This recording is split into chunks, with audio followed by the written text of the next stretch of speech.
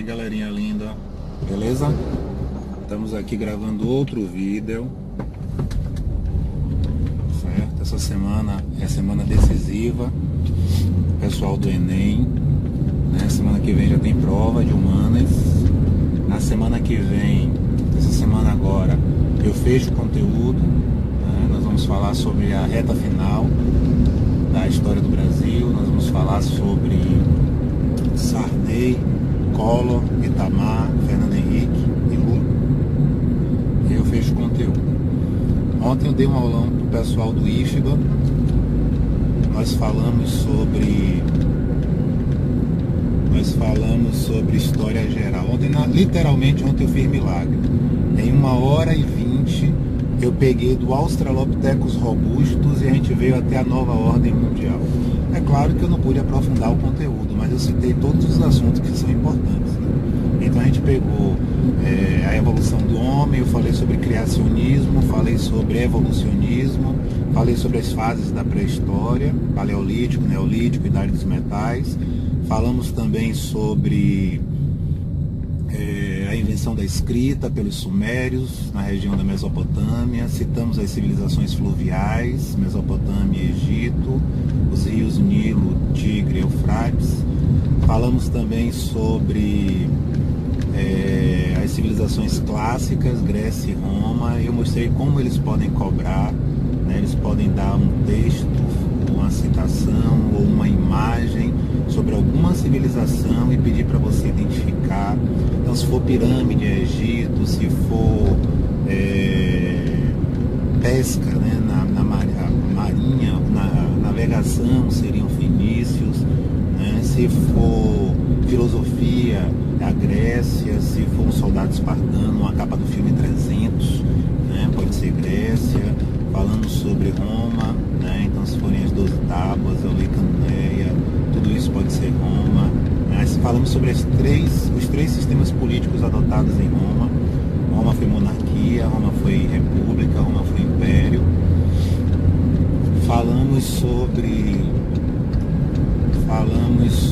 o Sacro Império Romano Germânico do Ocidente, né? Que entra em declínio com a divisão dos três reinos, Carlos o Franco, Luís o Germânico e Lotário.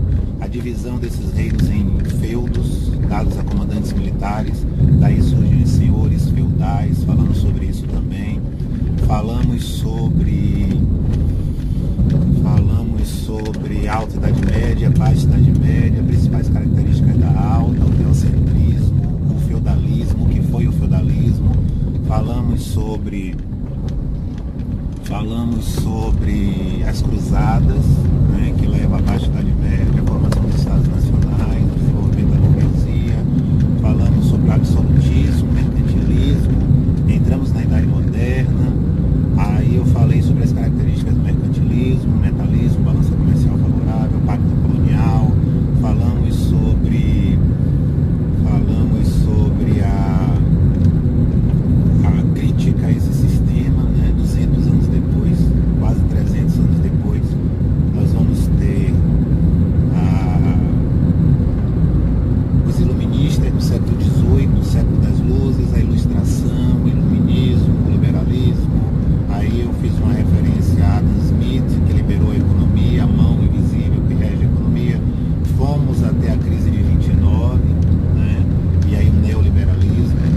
Mas aí nós falamos também sobre, voltamos para falar sobre os Estados Unidos, a independência dos Estados Unidos, a adoção do sistema republicano. Aí falamos sobre a Revolução Francesa, né? Falamos sobre Napoleão Bonaparte, né? A fase militar da Revolução, que a Revolução tinha durado 10 anos, Napoleão assume, tudo isso nós falamos. Falamos também sobre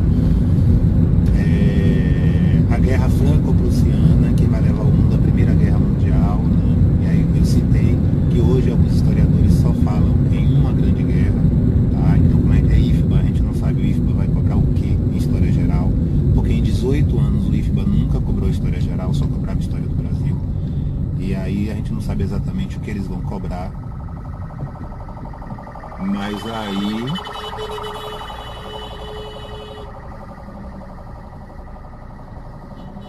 aí Arrasta, leva, joga pra cima.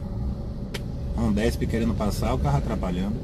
Sim, e aí falamos sobre uma grande guerra com um intervalo de 20 anos. A primeira guerra teria acontecido de 1914 a 1918, 19 os acordos de paz, e em 1939 explode a Segunda Guerra Mundial. Para não ter uma terceira, ocorrem as zonas de influência, né? Então, os Estados Unidos vai criar a Alemanha Ocidental, com a área de influência americana, e a União Soviética fica com a Alemanha Oriental, a DDR. Berlim também é dividida, e para evitar a influência capitalista se constrói um muro de Berlim, que fica pronto em 61, falamos sobre isso também.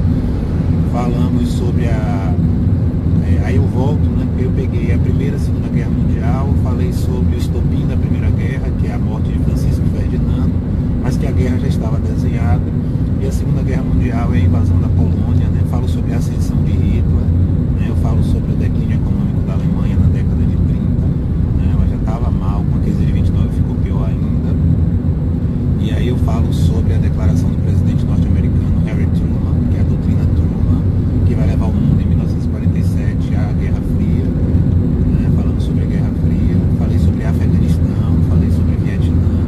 Gente, eu fiz milagre ontem, em 1h20 eu dei tudo isso, eu fiquei impressionado, mas a turma linda, a turma participou, meus alunos sabiam, então eu perguntava, eles respondiam, os convidados também, muito legal, participaram, né? Então ontem a aula realmente foi muito legal, eles estavam animados, eles vieram da aula de Rafael, de Máximos, né? E a aula dele foi muito legal, então eu queria agradecer a presença de todos ontem, foi muito show, parabéns a vocês. E para o pessoal do Enem, né, que perdeu esse aulão, poderia ter feito, algumas pessoas da minha turma do Enem, algumas pessoas, na verdade, uma única pessoa assistiu essa aula, né, que demonstrou muito interesse no conteúdo, eu achei muito legal, mas o Enem vai fazer prova essa semana e nós vamos fechar o conteúdo. Então, nós passamos por ditadura militar, né, o Brasil está falando muito sobre isso, nós estamos vivendo um momento delicado, eleições, eu estou indo agora votar, dia de eleição hoje, segundo turno, ou 13 ou 17, quem é meu aluno sabe em quem eu vou votar, né? Não há necessidade de fazer propaganda política. E falamos muito sobre a ditadura, sobre o declínio da ditadura, sobre Tancredo Neves, né, o grande herói do fim da ditadura militar, né, que morre deixando Sarney no poder, e aí Sarney assume o poder com a intenção de agradar a todos, né? A função de Sarney é evitar que ninguém fosse punido. Então Sarney dá um perdão, né, um perdão a todos os crimes cometidos durante a ditadura militar por 50 anos. Então ninguém pode ser preso, ninguém pode ser julgado, ninguém pode ser condenado por 50 anos, né? Você vê que para evitar a perda da documentação, recentemente foi criada a Comissão Nacional da Verdade, CNV, que tem a função de guardar a documentação e entrevistar os envolvidos, eles não podem julgar, certo? E aí nós vimos também que Sarney concede um empréstimo à Globo, que a Globo nunca pagou, que é para a construção do Projac, que tornou a Globo uma das 4 maiores emissoras do mundo, emissora de televisão.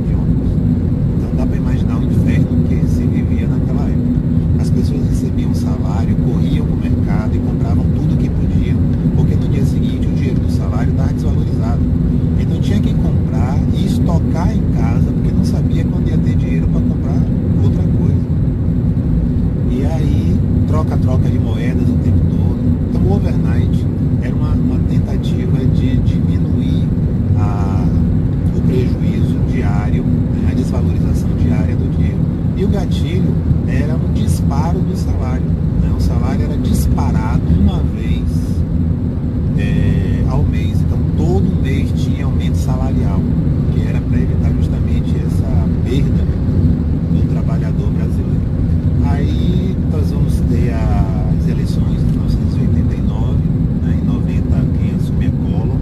Muito interessante, porque foi a única eleição que eu vi que teve variedade, né? Hoje você tem sempre dois lados, né? Você teve Dilma e Aécio, né? Agora Haddad e Bolsonaro, né? Então sempre dois. Mas em 1989 não, nós tivemos a FIF, juntos chegaremos lá. Nós tivemos Ulisses Guimarães, Roberto Freire, nós tivemos Lula, nós tivemos Leonel Brizola, nós tivemos Collor. No segundo turno nós vamos ter um representante dos trabalhadores, que vai ser Lula, e nós vamos ter uma mudança, né? O povo brasileiro queria mudança. O povo brasileiro não queria aqueles políticos velhos que vinham da ditadura. Eles queriam um político jovem, bonito, poliglota, rico, atleta. E aí Collor acaba vencendo as eleições, se tornando presidente, é o caçador de marajás. Ele vai perseguir marajás, ou seja, criminosos de colarinho branco, políticos que cometiam crimes no país. Enxugou a máquina administrativa. Ele acabou com o Ministério da Cultura, o Ministério da Educação, o Ministério do Esporte, criou um ministério só. Ele moralizou o funcionalismo público, porque era uma confusão, era um prédio. O funcionário público não trabalhava, né? Aí depois de Collor, o funcionário público vai ter que cumprir horário, né? Isso é muito importante. Mas Collor também, como todo político no Brasil, se você disser que existe político honesto no Brasil, é até uma ofensa à inteligência das pessoas, né? Você dizer uma besteira dessa. Todos se envolvem, todos têm um rabo preso, e Collor não fugiu à regra. Mas Collor sofreu ainda mais porque ele ameaçou cobrar da Globo o empréstimo que ela não pagou de Sarney. Então, ameaçada, a Globo aí começa a fazer uma campanha para derrubar Collor, né? Caras pintadas, estimulando os jovens a irem às ruas, né? E aí o processo de impeachment acelera, a Globo começou a marcar em cima, e aí Collor sofre o processo de impeachment, ele vai cair, o vice assume, que é Itamar. Itamar nomeia Fernando Henrique Cardoso como ministro, que vai criar a URV, Unidade Real de Valores, né? Já é o início do Plano Real, e Fernando Henrique Cardoso consegue controlar a inflação, consegue segurar a crise econômica, e aí com isso ele acaba sendo eleito presidente do Brasil por 2 mandatos. Ele vai ser o primeiro presidente reeleito do Brasil, tá? Vale lembrar que nunca antes na história do Brasil isso tinha acontecido. E aí, a partir de Fernando Henrique Cardoso, com a permissão de reeleição, de uma reeleição, ele acaba sendo o primeiro presidente reeleito. E o povo estava tão satisfeito com o Plano Real, com a estabilidade, que reelegeu Fernando Henrique Cardoso em primeiro turno. Fernando Henrique Cardoso não foi para segundo turno com Lula, não. Ele venceu Lula em primeiro turno. Você vê a satisfação popular com a primeira fase de Fernando Henrique Cardoso. Plano Real, troca de moedas. Ele trocou as moedas de alumínio por moedas de cobre e bronze para mostrar ao mundo que havia força econômica no Plano Real, né? Ele vai atrair investimento estrangeiro, geração de emprego. A primeira fase foi muito boa. Serra vai ser ministro da Saúde, José Serra, e vai trazer para o Brasil a ideia do remédio genérico. Então o remédio genérico surge aí, é quando a população vai ter acesso a remédios, às fórmulas, né? Porque quebrou as patentes. Então o remédio era muito caro, e agora não, agora você não precisa comprar remédio X, você compra paracetamol. Então isso fez José Serra na primeira fase. Mas ele vai cumprir com os acordos que haviam sido determinados na Conferência de Washington por Fernando Collor de Mello, que seria a ideia da anistia da dívida externa, né? A dívida externa brasileira estava na ordem dos trilhões de dólares, nós não tínhamos condições de pagar. E aí, para essa anistia acontecer, era necessário uma série de fatores, como abertura ao mercado estrangeiro. Então, o produto externo estrangeiro vai entrar no Brasil, vai concorrer com o produto nacional, né? Vai quebrar o produto nacional, porque vai entrar no Brasil com uma menor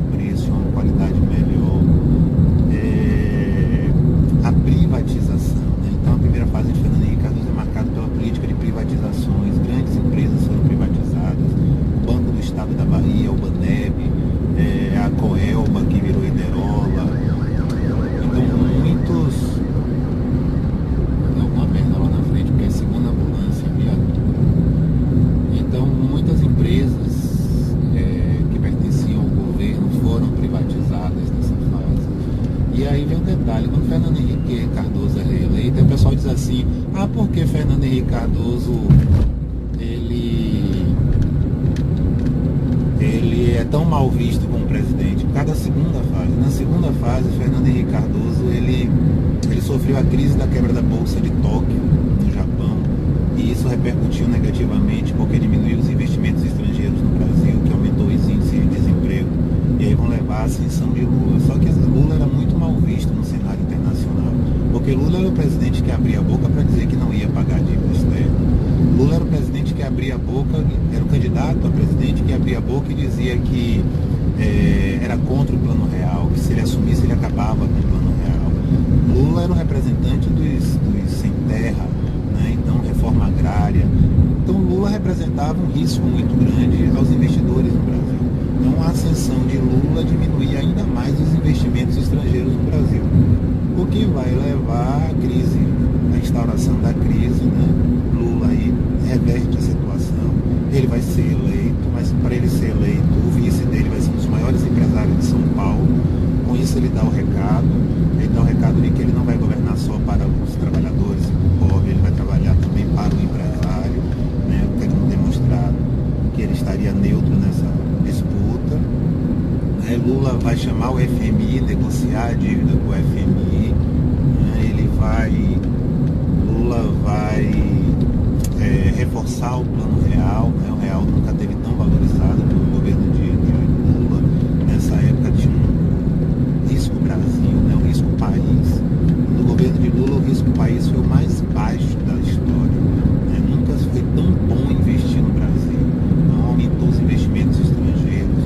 Lula aí anuncia o Fome Zero, né? Que é um projeto, ele vai à ONU defender seu projeto para acabar com a fome no mundo. Lula junta os vales de Fernando Henrique Cardoso, porque no governo de Fernando Henrique Cardoso havia uns vales, vale gás, vale leite, vale pão. Ele aí junta a distribuição desses vales e cria o Bolsa Família, né?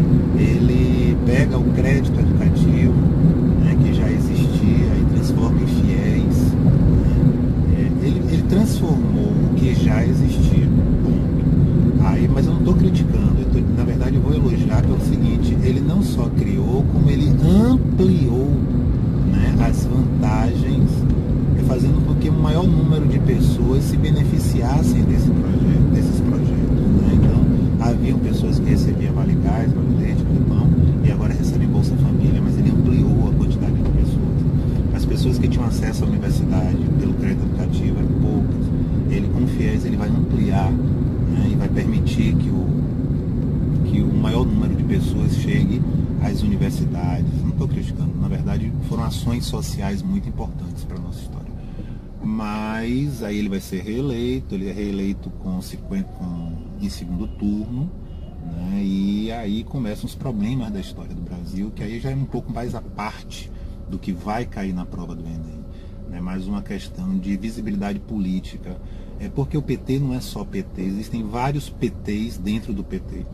E Lula, ao chegar na presidência, ele vai quebrar as pernas dos líderes, né, do PT. Você vê que o PT não tem nome forte, né? Todos os nomes fortes do PT, Lula quebrou. Essa semana eu estava vendo uma reportagem, uma entrevista com um crítico político, ele dizendo exatamente isso.